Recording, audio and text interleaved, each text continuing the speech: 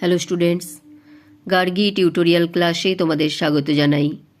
দেখো, আজকে আমার আলোচ্য বিষয় হলো বর্ধমান ইউনিভার্সিটি ফার্স্ট সেমিস্টার স্টুডেন্টসদের জন্য যাদের মাইনরে হিস্ট্রি রয়েছে, তোমাদের যে গুরুত্বপূর্ণ শর্ট কোয়েশ্চেনগুলো হবে তার মধ্যে তোমাদের যে ইউনিট 3 এবং ইউনিট 4-এর যে গুরুত্বপূর্ণ শর্ট কোয়েশ্চেন সেগুলো আমি তোমাদের আজকে দিয়ে দিচ্ছি। চলো দেখে নাও। যেগুলো আমি লাল কালিতে গোল করে দাগ দিয়েছি সেইগুলো করলেই তোমাদের আশা করছি হয়ে যাবে। এখানে দেখো 1 নম্বর আছে, প্রতিবাদী ধর্মের উদ্ভবের পিছনে দুটি কারণ কি ছিল। আমি শুধু প্রশ্নগুলো বলে যাচ্ছি, উত্তরগুলো তোমরা এখান থেকে দেখে নাও। মজঝিম পন্থা কি?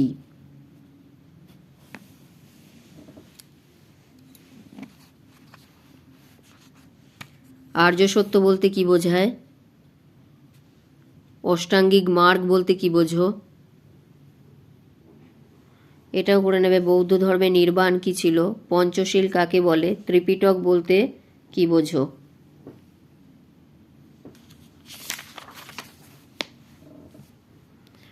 বৌদ্ধ সংগীতি সম্পর্কে কি জানো? তৃতীয় বৌদ্ধ সংগীতির অধিবেশন সম্পর্কে কি জানো? আজীবিক ধর্ম কি? তীর্থঙ্কর কাদের বলা হতো? জৈন ধর্মের শেষ তীর্থঙ্কর কে ছিলেন? এটা খুবই ইম্পর্ট্যান্ট, মহাবীর। বৌদ্ধ ধর্মে হিনজান ও মহাযান বলতে কি বোঝো? চতুর্জাম কি? পঞ্চমহাব্রত কি ছিল? ত্রিরত্ন কি? শ্বেতাম্বর ও দিগম্বর কাদের বলা হতো? জৈন ও বৌদ্ধ ধর্মের মধ্যে কয়েকটি বৈসাদৃশ্য লেখো। বৌদ্ধ ধর্ম কে প্রবর্তন করেন?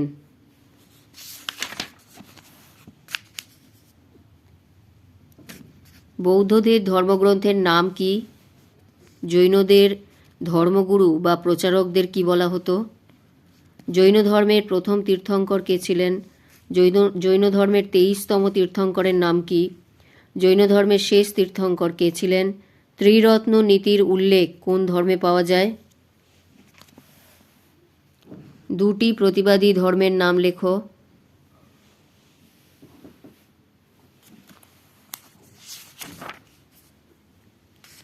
কয়েকজন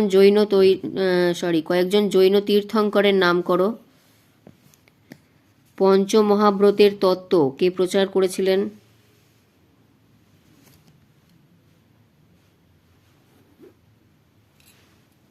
ত্রিপিটক কোন ভাষায় রচিত হয়? গৌতম বুদ্ধকে কেন তথাগত বলা হয়?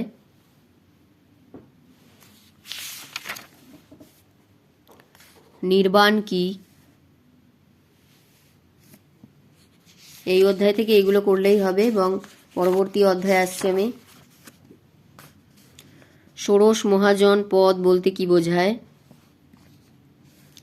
ষোড়শ মহাজন পদের রাজ্যগুলির নাম কি? দেখো, এখানে নামগুলো যেগুলো দেওয়া নেই সেগুলোও দিয়ে দিয়েছি, 16টা।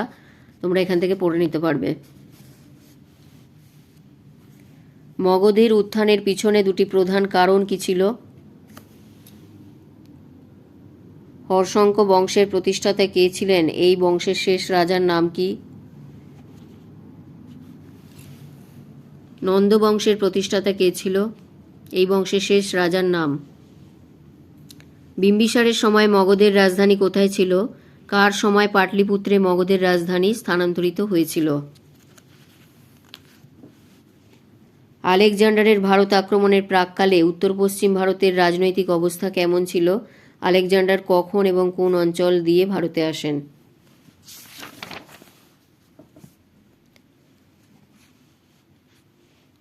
কাদের বিবরণ থেকে আলেকজান্ডারের ভারত আক্রমণের বিবরণ মেলে? এবং আলেকজান্ডারের ভারত আক্রমণের দুটি প্রত্যক্ষ ফল কি? এরপর এখান থেকে এই 1 নম্বরের প্রশ্নগুলোও করে নেবে। এগুলো জুড়ে জুড়ে তোমাদের 1কে 2 করে দেবে আর কি। এগুলো অবশ্যই করে যেও।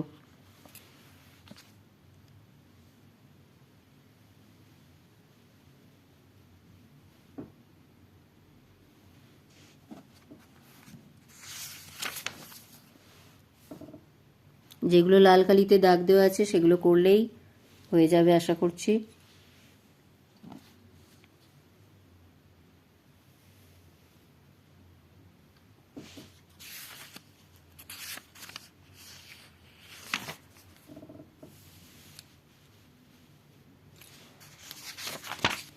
এই অবধি হচ্ছে তোমাদের যে দুটো অধ্যায় থেকে আমি বললাম, ইউনিট 3 এবং ইউনিট 4। তাহলে এই সমস্ত প্রশ্নগুলো করে গেলেই তোমাদের হয়ে যাচ্ছে। তাই ভিডিওটি যদি গুরুত্বপূর্ণ মনে হয় অবশ্যই একটি লাইক করে দিও, চ্যানেলে নতুন হলে সাবস্ক্রাইব করে নিও এবং বন্ধুদের মধ্যে অনেক অনেক শেয়ার করে দিও। দেখা হচ্ছে পরবর্তী ভিডিওতে।